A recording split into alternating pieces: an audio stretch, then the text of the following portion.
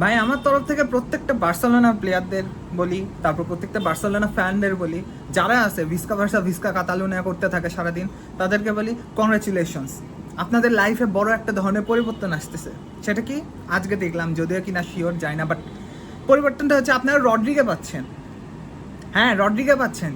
মানে কই থেকে কি হলো এই রড্রি, মানে ভাই রে ভাই, এই আমি একটা সত্যি কথা বলি, আপনাদের যে বার্সেলোনা টিম আছে, ওই বার্সেলোনা টিম যদি কোনো একটা গলি হয় এবং ওই গলির মধ্যে যদি কোনো প্রপার একটা বাড়ি থাকে, সেই বাড়িটা হতে যাচ্ছে রড্রি।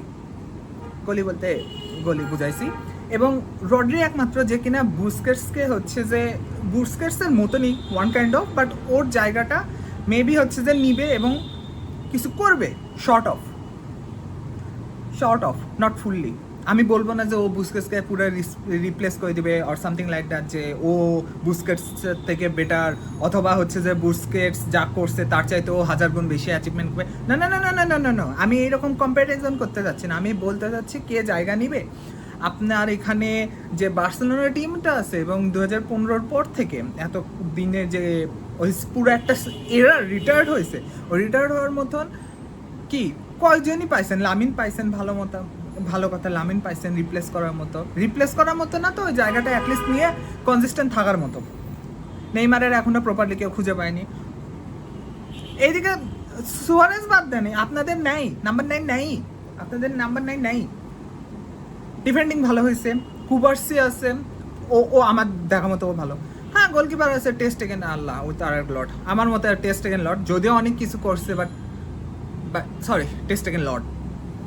তারপরে আর কি আছে,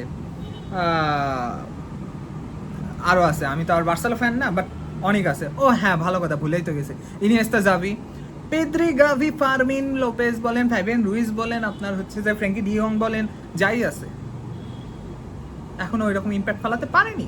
হ্যাঁ, আপনি বলতে পারেন যে হচ্ছে কি পেদ্রি ভালো, গাভি ভালো, তাদের সব কিছু দেয়, rising talent, yeah they are rising talent, but they are not the same talent as Iniesta and Xavi, যেটা হওয়া মুশকিল আছে, বাট ওদের রিপ্লেস করার মতো না, ওদের জায়গাটা নেওয়ার মতো, ওদের এখন এদেরকে আরও বেশি কনসিস্টেন্ট থাকা দরকার, যেটা চাচ্ছে।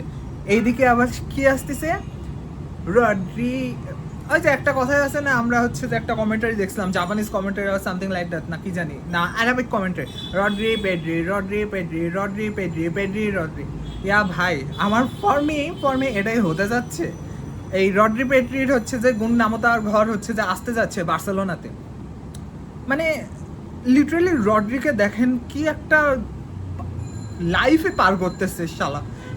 ওয়ার্ল্ড কাপে যখন শেষ হলো তখন ওদের মধ্যে পার্সোনাল টার্ম হয়ে গেছে, বা পার্সোনাল একটা কথাবার্তা হয়ে গেছে যে হচ্ছে রড্রি মাদ্রিদে যাবে। আমরাও জানতাম, কিছুদিন আগে আমিও একটা ভিডিও বানালাম যে রড্রি কি মাদ্রিদে আসতেছে ম্যান সিটির থেকে। অর্ধেক পা না, একটা পা ছিল হচ্ছে যে আপনার আমেরিকাতে, স্পেনে, আর আরেকটা পা ছিল অলরেডি সেদিন মাদ্রিদে। ডেকো লাপোর্তা মিলে যে স্পেনের পাটা আছে, কারণ ওরা জানে স্পেনের কাজ শেষ, আবার ইউরোতে অথবা ওয়ার্ল্ড কাপে আপনার স্পেনের হচ্ছে যে পা দিতে হবে। যদি রড্রির বাম পা মাদ্রিদে থাকে, ডেকো আর লাপোর্তা মিলের ডান পা বার্সেলোনা নিয়ে আসছে। এখন কাহিনী হচ্ছে দুই জায়গায় থাকা যাবে না। এই ট্রান্সফার উইন্ডোতে এতটা পরিমাণ সার্কাস হচ্ছে, আমি বলতে বোঝাতে পারবো না। আমি লিটারেলি বলা লাগতেছে যে আমি এই ভিডিওটা পরে বানানো উচিত ছিল, মানে যে মাদ্রিদের ভিডিওটা রড্রিগনে বানাইছে ওটা আমার পরে বানানো উচিত ছিল, একসাথে বানানো উচিত ছিল, যে মাদ্রিদ কাকে নিবে, মানে পারবে নাকি, রড্রি কোথায় যাবে, কি অবস্থা একটা ভাই। তারপরে আপনার কি হলো, বার্সেলোনারই ধরে, বার্সেলোনার দরকার এখন একটা স্ট্রাইকার ভাই। ওদের প্যান্ট ফাটে যাচ্ছে, ওদের প্যান্ট লিটারেলি ফেটে যাচ্ছে। I simply, and I personal opinion যদি আমার শুনেন, I simply don't believe in Ferran Torres. আমি জানি আপনাদের অনেকের সাথে আমি একমত, ফেরান টরেসকে স্ট্রাইকার ম্যাকার হবে না। আই নো ওয়ার্ল্ড কাপে উইনিং গোল দিচ্ছে, বাট না ভাই, ওয়ার্ল্ড কাপে উইনিং গোল ওটা, ওয়াই আই ফিল লাইক যখন আমি ফেরান টরেস যেদিন গোল করে, আমি কি বলছি, আমার পাশে হচ্ছে যে অনেক ফ্রেন্ড ছিল, তারা কি শুনছে, তুক্কা লেগে গেছে। ইটস আর তুক্কা, যে ম্যাজিক, ভাগ্যের ছেলে গোল হয়েছে, ও নিজের দ্বারা এরকম ভালো ভাবে সম্ভব না ভাই।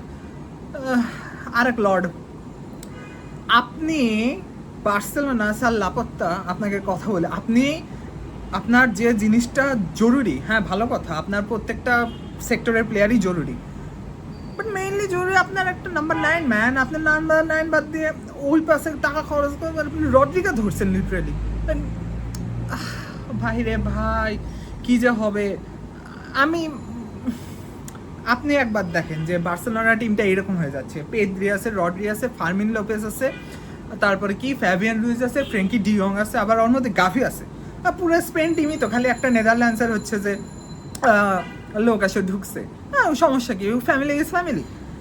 এখানে রড্রি লিডারশিপ, মিডফিল্ডার আর ডিক্টেটরশিপ যদি একবার ভালো মতো ধরতে পারে, ওরা তো স্পেনের মতনই খেলবে।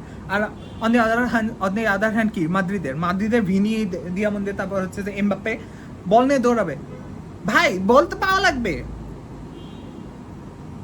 রড্রি পেড্রি করতে করতে করতে ওরাই তো নিজেদের মধ্যে বল ঘরাবে। আর ওইদিকে তো আপনার one of the best Hansi Flick আছে, রড্রিকে নিয়ে আসলে আরও এক্সট্রা 500 পাস দিবে। আপনি যতগুলো পাসে দিচ্ছেন তার চাইতে আরও এক্সট্রা 500 পাস হবে।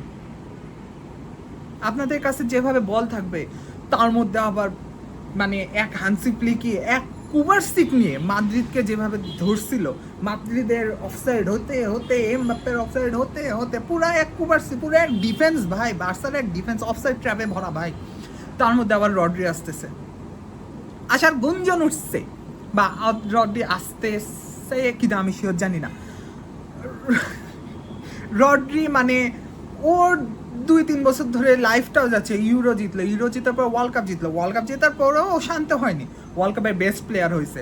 অ্যান্ড গেস হোয়াট, ওয়ার্ল্ড কাপের বেস্ট প্লেয়ার হয়ে এমনভাবে অবস্থা নিজের তৈরি করছে, দুইজন দুই দিক থেকে টানা শুরু করছে। বার্সেলোনা মাদ্রিদ দুই চির প্রতিদ্বন্দ্বী, দুই greatest rival, they are literally, ওটা কি টানার ইংলিশ কি, টানতেছে, they are grabbing each hands of Rodri. আমি বলবো না নেক্সট ক্লাসিকোতে কি হবে, আমরা রড্রিকে রিয়াল মাদ্রিদে দেখতে পারবো আর বার্সেলোনাতে। হ্যাঁ এটা ট্রু, অ্যাজ হচ্ছে যে আপনার অ্যাথলেটিকো মাদ্রিদের রড্রি ছিল, এটা হিস্ট্রি ওয়াইজ রিয়াল মাদ্রিদে গেলেও গালি খাবে, বার্সেলোনা গেলেও যা হচ্ছে অবভিয়াসলি গালি খাবেই।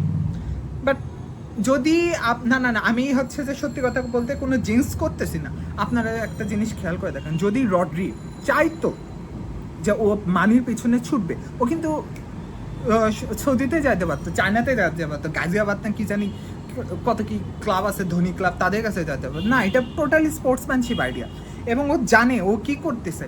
ও 30 বছর বয়সে, এবং 30 বছর বয়সে আছে লিটারালি একটা মিডফিল্ডার, এইরকম করে দুই greatest team of all time, greatest club of all time, two rival greatest club টানাটানি হিস্ট্রি করতেছে।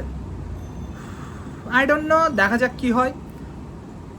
আরও কি জানি সার্কাস দেখা লাগবে, গেস হোয়াট, হতেও তো পারে কই থেকে হচ্ছে যে কি বলে ভিনিক নিয়ে কাহিনী হচ্ছে, আর্সেনাল, তারপরে হতেও পারে রড্রিগ না আরেকটা কাহিনী হলো যে চেলসি চাচ্ছে, আর্সেনাল চাচ্ছে, বার্সা চাচ্ছেই, মাদ্রিদও চাচ্ছে, অ্যাথলেটিকো মাদ্রিদও আসতে পারে, যে তোমার হোম ছিল তুমি চলে আসো। বহুত সার্কাস হচ্ছে, ট্রান্সফার উইন্ডোটা একটা সার্কাস হয়ে গেছে, totally a circus, and we don't know what will happen, but let's see.